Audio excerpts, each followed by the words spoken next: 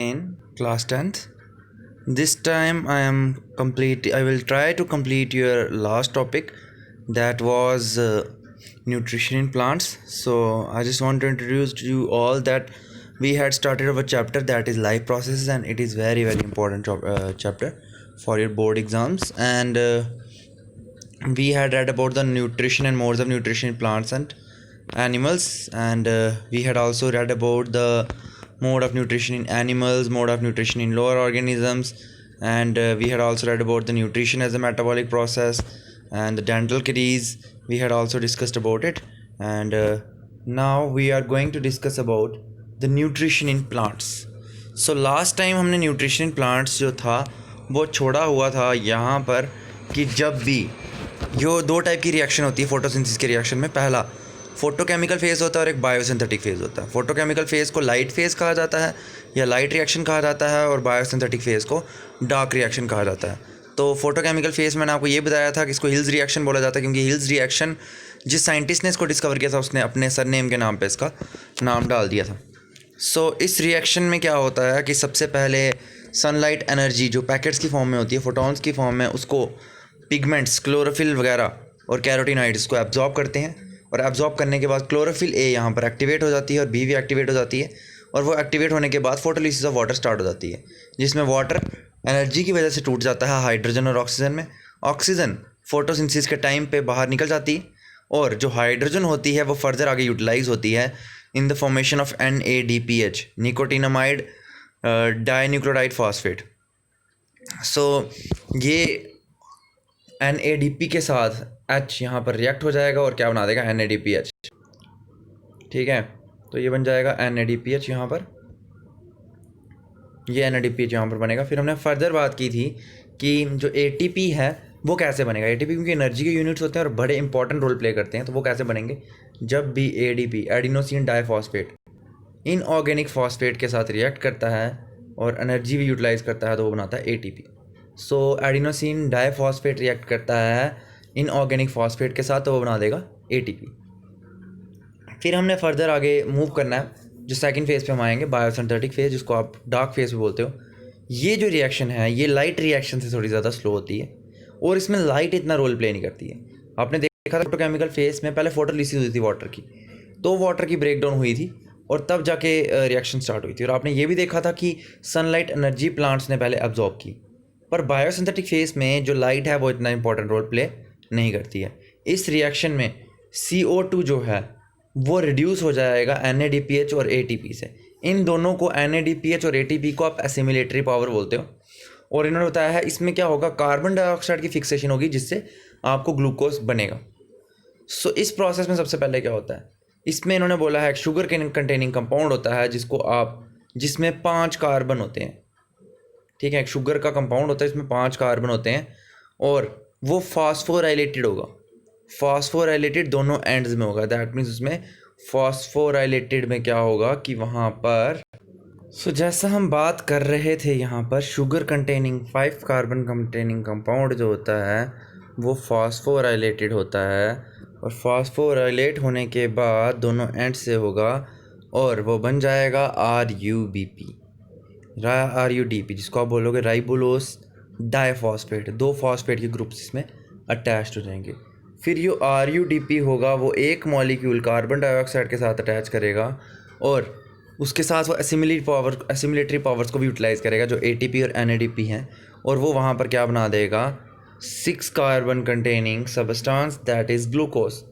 और ये carbohydrate plants में जो स्टोर्ड होता है उस फॉर्म में स्टोर्ड होता है जिसको आप क्या बोलते हो, स्टार्च। सो इस तरह से ये प्रोसेस चलती है, और जैसा मैं आपको टॉपिक बता चुका हूँ कि डार्क रिएक्शन का ये प्रोसेस होती है। डार्क रिएक्शन में क्या होता है, सिर्फ 2 स्टेप्स इसमें मेन है कि सबसे पहले एक शुगर कंटेनिंग कंपाउंड होता है जिसमें 5 कार्बन बोलते हैं राइबोलोस, उसमें 2 फॉस्फेट ग्रुप अटैच होते हैं, तो वो क्या बन जाता है, राइबोलोस डाइफॉस्फेट। अब वो राइबोलोस डाइफॉस्फेट कार्बन डाइऑक्साइड की प्रेजेंस में ATP और NADP को यूटिलाइज़ करके 6 कार्बन का कंपाउंड बनाता है, इसको आप बोलते हैं ग्लूकोज। और ग्लूकोज के बाद कार्बोहाइड्रेट जो है वो प्लांट्स में स्टोर्ड रहता है in the form of starch. So इस तरह से ये यहाँ पर डार्क रिएक्शन स्टार्ट होती है, और डार्क रिएक्शन में आगे भी प्रोसेसेस चलेंगी जिसको हम अब पढ़ेंगे, और वो बड़ी ही ज़्यादा इम्पोर्टेंट है आपके लिए जानना कि उसके आगे क्या होगा। सो एक रिएक्शन देंगे आपको यहाँ पर ये, और उस रिएक्शन से आप समझ आओगे कि नेक्स्ट प्रोसेस क्या थी। सो जैसा मैं फ़्लो चार्ट की बात कर रहा था, यहाँ पे आपका अरेंज हो गया फ़्लो चार्ट। यहाँ पे आपको light independent reaction, that mean dark reaction में क्या क्या चीज़ें होंगी वो दिया हुआ है। सबसे पहले राइबोलोज डाइफॉस्फेट, जिसमें 2 फॉस्फेट ग्रुप्स अटैच्ड होंगे, वो कार्बन डाइऑक्साइड से रिएक्ट करेगा, NADPH और ATP को यूटिलाइज़ करेगा, और फिर उसके बाद वो बनाएगा ग्लूकोज जिसमें 6 कार्बन होंगे, और राइबोलोज डाइफॉस्फेट दोबारा से बन जाएगा, और NADP और ATP NADP में कन्वर्ट हो जाएगा, ATP ADP में कन्वर्ट हो जाएगा, और NADP NADP में हो जाएगा। तो इस तरह से रिएक्शंस चलती हैं। तो स्टार्ट में अगर हम चलें तो सबसे पहले सनलाइट एनर्जी आती है। उस सनलाइट एनर्जी को क्लोरोफिल ट्रैप करता है। क्लोरोफिल ट्रैप करने के बाद प्रोसेस स्टार्ट होती है। ये फोटोकेमिकल रिएक्शन की बात कर रहा हूँ मैं। वाटर फोटोलाइज्ड होता है, और वाटर फोटोलाइज्ड होकर ऑक्सीजन रिलीज़ करता है जो एनवायरनमेंट में रिलीज होती है, और हाइड्रोजन भी यूज़ करता है। और हाइड्रोजन बाद में NADPH से जुड़ जाता है, NADP के साथ जुड़ के NADPH बना आती है जो एसिमिलेटरी पावर का यूटिलाइज़ करता है।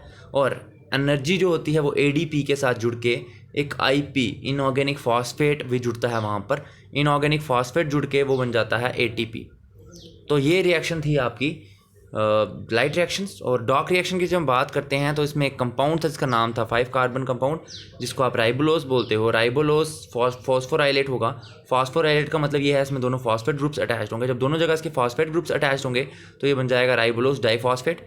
फिर ये कार्बन डाइऑक्साइड के साथ रिएक्ट करके 6 कार्बन कंपाउंड बनाता है जिसको आप बोलते हो ग्लूकोज। और वो ग्लूकोज प्लांट्स में स्टार्च की फॉर्म में स्टोर्ड रहता है। फिर फर्दर हम इसके बीच में डिफ्रेंशिएट अगर करें फॉर बेटर अंडरस्टैंडिंग के लिए, सो पहला ये है लाइट रिएक्शन। जैसा आप जानते हो लाइट रिएक्शन लाइट फेज में होती है, लाइट के टाइम पे। डार्क रिएक्शन अंधेरे में होती है। लाइट रिएक्शन थोड़ी फास्ट प्रोसेस है, पर डार्क रिएक्शन थोड़ी स्लो प्रोसेस है। लाइट रिएक्शन में फोटोलिसिस ऑफ वाटर होता है, लेकिन डार्क रिएक्शन में फोटोलिसिस ऑफ वाटर नहीं होता है। लाइट रिएक्शन में 2 एंड प्रोडक्ट्स होते हैं, NADPH और ADP। यहाँ पे जो एंड्स होते हैं लाइट रिएक्शन के वो असिमिलेटरी पावर्स को यूटिलाइज करते हैं, NADPH और ADP, लेकिन ये एंड करते हैं ग्लूकोज और स्टार्च के साथ। कार्बन डाइऑक्साइड की फिक्सेशन लाइट रिएक्शन में नहीं होती है, पर डार्क रिएक्शन में कार्बन डाइऑक्साइड की फिक्सेशन होती है। कार्बन डाइऑक्साइड को यूटिलाइज किया जाता है। लाइट रिएक्शन क्लोरोप्लास्ट में होती है। ये बड़ा इंपॉर्टेंट पॉइंट है। लाइट रिएक्शन जो है वो क्लोरोप्लास्ट में होती है और ग्रेना पार्ट में, और जो डार्क रिएक्शन है वो स्ट्रोमा पार्ट में होती है। स्ट्रोमा आपको मैं आगे बताऊंगा फर्दर, शायद आई गेस यहाँ पे एक पिक्चर भी होगी, उसमें दिखा दूंगा मैं। ये है, और एंजाइम्स की कोई ज़रूरत नहीं होती लाइट रिएक्शन में, एंजाइम्स की ज़रूरत होती है। फिर फर्दर और अपनी ज़्यादा नॉलेज के लिए, जैसा आप जानते ही हो, photo means light and synthesis mean production. वो प्रोसेस जिससे खाना बनता है लाइट के थ्रू, उसको आप बोलते हो फोटोसिंथेसिस। तो फोटोसिंथेसिस में 4 चीज़ों की बड़ी ज़्यादा इन्वॉल्वमेंट होती है। पहला होता है वाटर। वाटर बड़ा इंपॉर्टेंट रॉ मटेरियल है। वाटर को एब्जॉर्ब किया जाता है सॉइल से रूट्स के द्वारा with the help of osmosis, और इस तरीके से जाइलम उसको लीव्स तक पहुंचाता है। जो प्लांट्स में वेस्कुलर टिश्यू होते हैं, जाइलम और फ्लोएम, जाइलम उसमें से क्या करता है, जितना भी वाटर होता है वो रूट्स से लीव्स तक पहुंचाता है। और बड़ा इसेंशियल ये सबस्टांस होता है for the exchange of gases through stomata. Stomata से जो भी गैसेज एक्सचेंज होंगी वो इसी के थ्रू होंगी। और जो ऑक्सीजन जो रिलीज़ होती है फोटोसिंथेसिस के थ्रू, वो भी फोटोलिसिस ऑफ वाटर के थ्रू आती है। और reduction of CO2 into the food also occurs due to the water. और जो कार्बन डाइऑक्साइड फूड बनाता है वो भी पानी की वजह से ही बनाता है। तो आप ये नहीं कह सकते कि वाटर का कोई इंपॉर्टेंट रोल नहीं है। वाटर खाना बनाने में हेल्प करता है, गैसियस एक्सचेंज में हेल्प करता है प्लांट्स में, और ये मिनरल्स को ट्रांसलोकेट करने में भी हेल्प करता है। अब कोई मिनरल है, कोई आपको लग रहा है कि कोई मान लो फॉस्फेट आ गया, जिंक आ गया, पोटेशियम आ गया, अगर प्लांट में इसको पूरे पार्ट्स तक पहुंचाना है, तो जैसे हमारी बॉडी में ब्लड ट्रांसपोर्ट करता है हर इंपॉर्टेंट थिंग्स को, प्लांट्स में वाटर करेगा इसको। और वाटर क्या करेगा, इनको डिसॉल्व कर देगा, खाने को भी डिसॉल्व करेगा, मिनरल्स को भी डिसॉल्व करेगा, और हर पार्ट तक पहुंचाएगा। This process is known as translocation of food and water. ठीक है, तो ये वाटर का इंपॉर्टेंट रोल था। नेक्स्ट है सनलाइट। सनलाइट बड़ा इंपॉर्टेंट रोल प्ले करता है। ये सोर्स ऑफ एनर्जी की फॉर्म में होता है। प्लांट्स ऑब्टेन करते हैं लाइट एनर्जी सन से, और सन उसको ट्रैप करता है with the help of chlorophyll. Chlorophyll से उसको ट्रैप करने के बाद क्लोरोफिल जो है वो सनलाइट को एब्जॉर्ब करती है। इन्होंने बोला है सनलाइट जो क्लोरोफिल है मैक्सिमम टाइम्स रेड, ऑरेंज और ब्लू वायलेट कलर्स और विजिबल लाइट के उसमें से एब्जॉर्ब करती है। जो भी लाइट हमें विजिबल होती है उसमें से 3 कलर्स ये यूज़ करती हैं, रेड, ऑरेंज और ब्लू वायलेट। ठीक है, रेड, ऑरेंज और ब्लू वायलेट ये यूटिलाइज करती है। But the rate of photosynthesis is highest in red light. पर जो फोटोसिंथेसिस है सबसे ज़्यादा रेड लाइट में होती है। ठीक है, तो ये आ गया सॉरी जो सनलाइट थी। सनलाइट आपको सोर्स ऑफ एनर्जी प्रोवाइड करती है इन केस ऑफ प्लांट्स जितनी भी उनको एनर्जी मिलती है वो सन से मिलती है, वो स्टोर रहती है उनके क्लोरोफिल में। और क्लोरोफिल के जो कलर्स होते हैं रेड, ऑरेंज और ब्लू, वो विजिबल लाइट को एब्जॉर्ब करते हैं। पर मैक्सिमम लाइट जो प्लांट्स एब्जॉर्ब करते हैं it is the red light. Next आता है कार्बन डाइऑक्साइड। कार्बन डाइऑक्साइड बड़ा इंपॉर्टेंट रोल प्ले करता है फॉर फोटोसिंथेसिस। आप कह सकते हो कि जैसे हमारी बॉडी में जैसे ऑक्सीजन बड़ा ज़रूरी है, वैसे ही प्लांट्स में कार्बन डाइऑक्साइड बड़ा ज़रूरी है। कार्बन डाइऑक्साइड प्लांट लेते हैं सराउंडिंग एयर से, और कार्बन डाइऑक्साइड वो रेस्पिरेशन प्रोसेस में उसको यूटिलाइज कर देते हैं। So carbon dioxide human beings के कुछ काम इतना आता नहीं है, इंपॉर्टेंट होता है नो डाउट, हर गैस का कुछ इंपॉर्टेंट रोल है। पर कार्बन डाइऑक्साइड जो ह्यूमन बॉडी रिलीज़ करती है वो इन्वायरमेंट में रहती है, और उस इन्वायरमेंट से वो जो कार्बन डाइऑक्साइड होती है प्लांट्स उसको यूटिलाइज करते हैं। और डे टाइम पे प्लांट्स फोटोसिंथेसिस करते हैं और कार्बन डाइऑक्साइड की फिक्सेशन करते हैं। दिन में कार्बन डाइऑक्साइड की फिक्सेशन करते हैं, पर रात में ऐसा नहीं होता है। लेकिन in the morning and evening hours, morning सुबह का टाइम और शाम के समय जो रेट ऑफ फोटोसिंथेसिस होती है वो स्लो होती है, क्योंकि कार्बन डाइऑक्साइड जो कंज्यूम होते हैं प्लांट्स के थ्रू फोटोसिंथेसिस के थ्रू वो उसके इक्वल हो जाते हैं जितना carbon dioxide plants become to the carbon dioxide release by plants during respiration. तो आपको बताया है मॉर्निंग और इवनिंग टाइम पे जो रेट ऑफ फोटोसिंथेसिस होती है वो स्लो होती है, और जो कार्बन डाइऑक्साइड प्लांट्स कंज्यूम करते हैं फोटोसिंथेसिस के टाइम पे वो इक्वल हो जाती है carbon dioxide release by the plants. जितने प्लांट्स कार्बन डाइऑक्साइड रिलीज करते हैं वो उतने ही यूटिलाइज्ड वे में बराबर हो जाती है। और उस प्रोसेस को इस पॉइंट को आप बोलते हो कॉम्पेंसेशन पॉइंट। सो कॉम्पेंसेशन पॉइंट कौन सा होता है? ये वो पॉइंट होता है जिस टाइम पे कार्बन डाइऑक्साइड जितना यूटिलाइज कर रहे हैं प्लांट्स उतना रिलीज़ भी कर रहे हैं, उसको आप बोलते हो कॉम्पेंसेशन पॉइंट। और कॉम्पेंसेशन पॉइंट की भी डेफिनेशन आपको आ सकती है, तो दोबारा से बता रहा हूँ, ये वो पॉइंट होता है जिसमें जो कार्बन डाइऑक्साइड जितना रिलीज़ हो रहा है उतना ही यूटिलाइज भी हो रहा होता है। ठीक है, सो अब हम फर्दर टॉपिक्स के बारे में जानेंगे आगे। इसमें एक बड़ा इम्पोर्टेंट रोल भी था उस पेज को, हाँ जी ये पेज। सो इसको कॉम्पेंसेशन पॉइंट बोला जाता है, और इसमें बोला है इसमें फोटोसिंथेसिस और रेस्पिरेशन रेट जो होता है प्लांट्स का, प्लांट जिस वे से फोटोसिंथेसाइज कर रहे हैं और जिस फेज से वो रेस्पायर कर रहे हैं वो दोनों का दोनों कैसा होता है? बराबर। तो इसको आप बोलते हो कॉम्पेंसेशन पॉइंट। ठीक है, अब नेक्स्ट है क्लोरोफिल। 4 चीज़ें मैंने आपको बता दी। वाटर यूटिलाइज होता है, सनलाइट यूटिलाइज होती है, सनलाइट के साथ साथ आपको बता दी कार्बन डाइऑक्साइड यूटिलाइज होता है प्लांट्स के द्वारा, तो उसके साथ साथ क्लोरोप्लास्ट भी यूटिलाइज होता है। सो क्लोरोफिल भी यूटिलाइज होती है। अब क्लोरोफिल एक टाइप की तो है नहीं, क्लोरोफिल अलग अलग टाइप्स की हैं। सो क्लोरोफिल क्या होता है? ग्रीन कलरिंग पिगमेंट होता है जो ग्रीन प्लांट्स में पाया जाता है, और क्लोरोफिल में 4 पिगमेंट्स होते हैं। पहला है क्लोरोफिल ए जिसको आप बोलते हो ब्लू ग्रीन पिगमेंट, फिर आता है क्लोरोफिल बी जिसको आप बोलते हो येलो ग्रीन पिगमेंट, फिर आता है ज़ैंथोफिल जो येलो पिगमेंट होता है, और कैरोटीन्स ऑरेंज रेड। इन चारों में से क्लोरोफिल ए और बी ज़्यादा इम्पॉर्टेंट होते हैं क्योंकि इसमें ट्रांसफ़र ऑफ एनर्जी होती है। और क्लोरोफिल जो है वो लीव्स में होती है। ठीक है, क्लोरोफिल लीव्स में होती है, और इनको आप फोटोसिंथेटिक ऑर्गन्स भी बोलते हो। जैसे मैंने आपको बता दिया क्लोरोफिल आपकी 4 टाइप्स की होती है। क्लोरोफिल ए जिसको आप बोलते हो ब्लू ग्रीन क्लोरोफिल बी जो आ गया वो येलो ग्रीन आ गया, ज़ैंथोफिल येलो हो गया, कैरोटीन्स ऑरेंज रेड हो गया। इसमें से क्लोरोफिल ए और बी बड़े इंपॉर्टेंट होते हैं और वो फोटोसिंथेटिक ऑर्गन्स के नाम से जाने जाते हैं। और ये आ गया क्लोरोफिल को इसीलिए फोटोसिंथेटिक ऑर्गेनेल्स कहा जाता है। फिर फर्दर हम आगे टॉपिक पे आएंगे तो आ जाएगा स्ट्रक्चर ऑफ क्लोरोप्लास्ट। मैं इसको स्मॉल वे में कंप्लीट करूँगा। सो क्लोरोप्लास्ट जो है वो सेल की ऑर्गेनेल्स होती हैं और ये स्कैटर्ड होती हैं साइटोप्लाज्म में, और इनकी जो लेंथ है वो 5 to 10 माइक्रोमीटर होती है और ब्रेथ 3 to 5 माइक्रोमीटर होती है। और एक और चीज़ ये है, हायर प्लांट्स में ये ओवल शेप की होती है। और क्लोरोप्लास्ट हमेशा डबल मेम्ब्रेन स्ट्रक्चर से कवर्ड होता है। आप देख रहे हो यहाँ पर एक मेम्ब्रेन बाहर है और एक मेम्ब्रेन अंदर है। ये 2 मेम्ब्रेन्स हैं, इसीलिए इसकी आउटर मेम्ब्रेन और इनर मेम्ब्रेन होती है। उसके साथ साथ ये जो होता है इंटरनली जो क्लोरोप्लास्ट है उसमें स्ट्रोमा होता है। स्ट्रोमा आपको दिखाया हुआ है, ये मैट्रिक्स पोर्शन होता है स्ट्रोमा, और यहीं पर डार्क रिएक्शन होती है, ठीक है। और उसके साथ साथ यहाँ पे इनके 2 मेम्ब्रेन्स के बीच की जो स्पेस को आप बोलते हो पेरीप्लास्टियल सरफेस। और ये स्ट्रोमा यहाँ पे प्रेजेंट होता है और इसके बहुत सारे मेम्ब्रेन्स भी यहाँ पे अटैच्ड होते हैं। और जो मेम्ब्रेन्स इनके अंदर लॉन्ग से स्ट्रक्चर आप देख ही रहे होंगे यहाँ पर, ये थाइलाकॉइड्स बोला जाता है इनको। सो ये पूरा का पूरा एक थाइलाकॉइड है। थाइलाकॉइड के साथ इतना सा पोर्शन जो है वो ग्रैनम का पोर्शन है, जहाँ पे आपकी लाइट रिएक्शन होती है।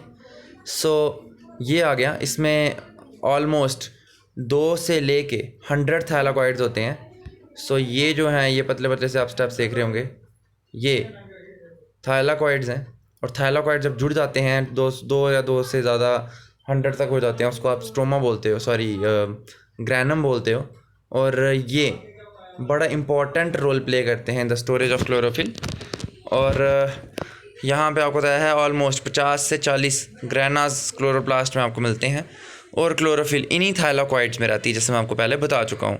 और थाइलाकॉइड जो इनके होते हैं, one of granum are connected to the thylakoid of other. आप यहाँ पे ये भी देख रहे होंगे, एक ग्रैनम जो है वो दूसरे ग्रैनम के साथ अटैच्ड है, ठीक है। और जिसके थ्रू अटैच होता है उसको आप बोलते हैं लैमिलास। सो मैं अब दोबारा से आपको बता दूंगा कि भाई ये जो स्ट्रक्चर है यहाँ पर, ये जो अंदर इसकी लाइनिंग्स हैं, इसको आप बोलते हो थाइलाकॉइड। जब थाइलाकॉइड जुड़ जाते हैं तो ये बन जाते हैं ग्रैना 40 से 50 होते हैं क्लोरोप्लास्ट में, और थाइलाकॉइड्स में ही क्लोरोफिल स्टोर्ड रहती है। और उसके साथ साथ इसी ग्रैना में आपकी लाइट रिएक्शन होती है। और थाइलाकॉइड्स एक दूसरे से कनेक्ट होते हैं with the help of stroma lamellae single thylakoid को कनेक्ट करते हैं। ये लंबी लंबी सी स्टिक्स टाइप स्ट्रक्चर जो हैं, ये एक लैमेले को दूसरे लैमेले के साथ जोड़ रहा है, और ये बड़ा इंपॉर्टेंट रोल प्ले करते हैं। और जो लाइट रिएक्शन फोटोसिंथेसिस की होती है वो ग्रैना पार्ट में होती है, लेकिन जो डार्क रिएक्शन होती है वो स्ट्रोमा पार्ट में होती है। सो ज़्यादा ऑपरेटर्स पढ़ने की आपको ज़रूरत नहीं है। स्ट्रोमा आप, ये जो आपका सेल है ये स्टोमेटा का सेल है। स्टोमेटा का सेल आप छोटी क्लास में पढ़ चुके हो। ये होते हैं गार्ड सेल्स, और ये वाले सेल्स जो हैं वो एपिडर्मल सेल्स हैं।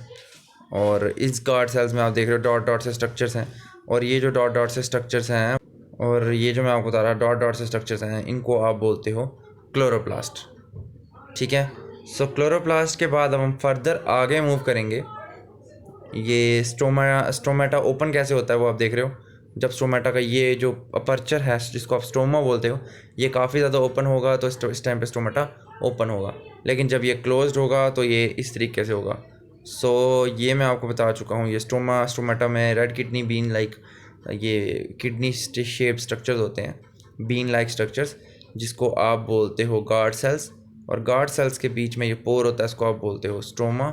और स्ट्रोमा जब ओपन होता है तो इसमें से ट्रांसपीरेशन होती है, और जब ये क्लोज होता है तो उसमें ट्रांसपीरेशन नहीं होती है। सो ये था आपका स्टोमेटा का कुछ बेसिक कंसेप्ट से जो रिलेट कर रहे थे आपके न्यूट्रिशन इन प्लांट्स से। तो न्यूट्रिशन इन प्लांट्स यहाँ पे आपका टॉपिक ख़त्म हो रहा है। और अगर आपको उसके बारे में कोई भी डाउट होगा then you can ask me in the group, and your doubts are always welcome by me. मैं यहाँ पे देख रहा हूँ कुछ और टॉपिक तो नहीं रह गया, अगर रह गया होगा तो मैं भी आपको बता दूँगा। सो आई गेस यहाँ पे आपका न्यूट्रिशन इन प्लांट्स भी कंप्लीट हो चुका है।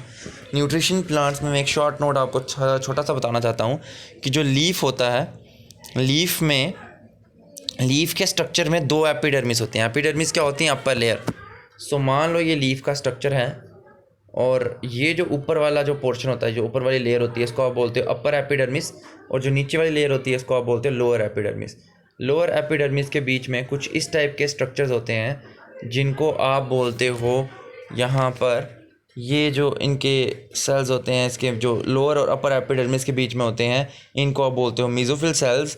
और मेसोफिल सेल्स में ही फोटोसिंथेसिस होती है, तो उसको फोटोसिंथेटिक टिश्यू भी कहा जाता है, क्योंकि यहाँ पर क्लोरोफिलस यहाँ पे डिफ्रेंशिएट हो जाती हैं।